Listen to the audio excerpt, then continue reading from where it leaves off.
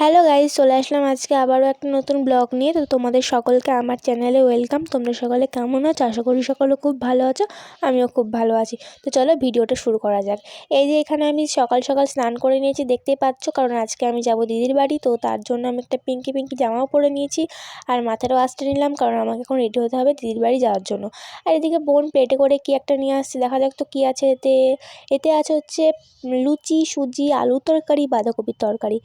এটা মা পাঠিয়েছে, তো বোনের হাত দিয়ে পাঠিয়েছে, মা বলেছে ওকে দিতে। তো ও আমাকে দিল, দিয়ে বলছে তুই খা এটা। তো যাই হোক, আমি গপাগপ খেয়ে নিলাম।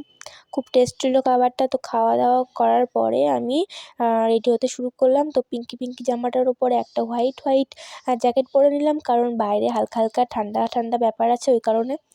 আর তারপরে একটু আমি সাজুগুজু করে নিলাম। আমার সাজুগুজু বলতে সেরকম কিছু না, একটু লিপস্টিক পরা, কানের পরা, একটু মুখে ক্রিম লাগানো, ব্যাস। আমি অন্যান্য মেয়েদের মতন অতটা এখনও পর্যন্ত মেকআপ করিনি, ভবিষ্যতে হয়তো করতেও পারি। তো যাই হোক, আমি এদিকে প্রায় রেডি হয়ে গিয়ে নিয়েছি। ওই মা, আমাকে কত সুন্দর লাগছে না? তো ফাইনালি আমি রেডি। তোমাদের কেমন লাগছে আমাকে একটু কমেন্টে জানিয়ে দিও। তো চলো এবার আমরা বাইরে যাব, টোটোতে উঠবো। তো চলো যাওয়া যাক। এই যে গাইজ, আমরা টোটোতে উঠে পড়েছি, আমরা এখন রাস্তায় আছি। তো মা আমাদের টোটোতে তুলে দিয়ে গেল, তারপর আমরা টোটোতে করে চলে গেলাম। তো এই যে দিদির বাড়ি যাওয়ার মাঝেই ফাঁকা মাঠটা পড়ে, যেটা আমার খুব সুন্দর লাগে। আসলে রাস্তাটা খুবই একটা নির্জন রাস্তা, এখানে সেরকম বাড়িঘর নেই, চারিদিকে শুধু গাছপালা, আর মাঝখান দিয়ে একটা রাস্তা যাচ্ছে ছোট্ট।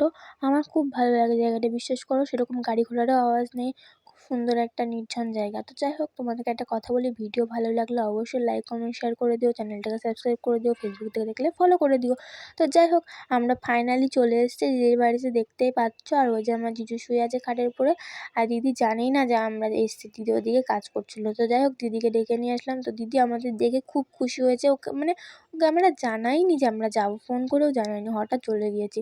তো যাই হোক, আমরা সকলে একটু গল্পগুজব করে নিলাম, আড্ডা মেরে নিলাম, তারপর দুপুরের খাওয়াটা সেরে নিলাম। তো দুপুরে আজকে ছিল হচ্ছে মাছের ঝোল, ভাত, তারপরে থোড় ভাজা, আর ডাল, আর একটা তরকারি।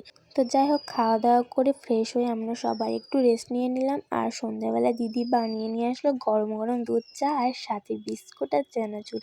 তো আমি, দিদি আর বোন সন্ধ্যাবেলাটা খুব হাসি মজাতে টিভি আর চায়ের সাথে সুন্দরভাবে কাটিয়ে দিলাম। তো তারপর পরের দিন সকালবেলায় গাইজ ঘুম থেকে উঠতে উঠতে এত লেট হয়ে গেছিলো যে কি বলবো, প্রায় 10টা বেজে গেছে।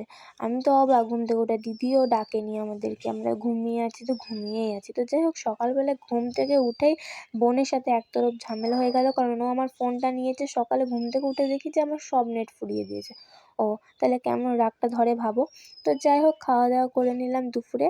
দুপুরে ছিল চিকেন কষা আর ভাত। তো দিদির হাতের চিকেন কষা সত্যি বলছে আমার খুব খুব খুব ফেভারিট। তো সবাই মিলে খাওয়া দাওয়া করে নিলাম। তো খাওয়া দাওয়া করে বিকেলে বাড়ি চলে এসেছিলাম। তো ভিডিওটা কেমন লাগলো কমেন্টে জানিও। টাটা।